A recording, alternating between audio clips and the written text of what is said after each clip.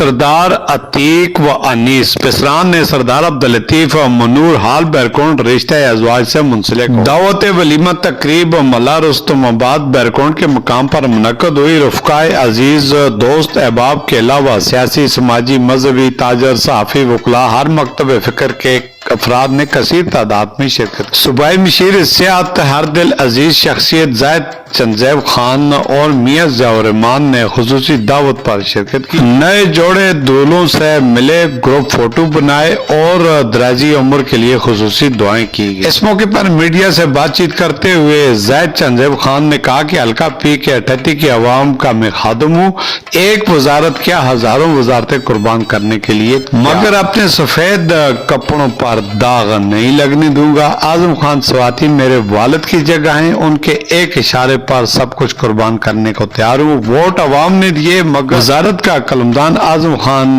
سواتی کے مشاورت سے ملائی۔ میاں ضیاء الرحمان نے سردار عبداللطیف اور ان کے صاحبزادگان کے لیے خصوصی دعائیں کی اور دعوت ولیمہ پر مدعو کرنے کا شکریہ ادا کیا۔ شہزاد حیدر فاروق Mughal, Fayyaz Khan, Waris Khan, D S P بفت جاوید خان، نازب بیرکوٹ اور سردار غلام داؤد، سردار سید غلام، سردار عبداللطیف گجر بانڈا، منور حال پانیس عتیق پسران عبداللطیف مقدم کی شادیوں پر ڈھیروں دعائیں بھی دی۔ توام و قیام کے خوبصورت انتظامات کر رکھے تھے، کئی بیل دمبے ذبح کیے گئے، ہزاروں مرد و خواتین کے لیے حفظان صحت کے عین مطابق لذیذ پر لطف کھانوں کا اہتمام کر رہا۔ برادر دوستوں کے ینگ پارٹی کے نوجوانوں نے انتہائی مہارت اور تربیت کے ساتھ آنے والے مہمانوں کا پرتپاک استقبال کیا۔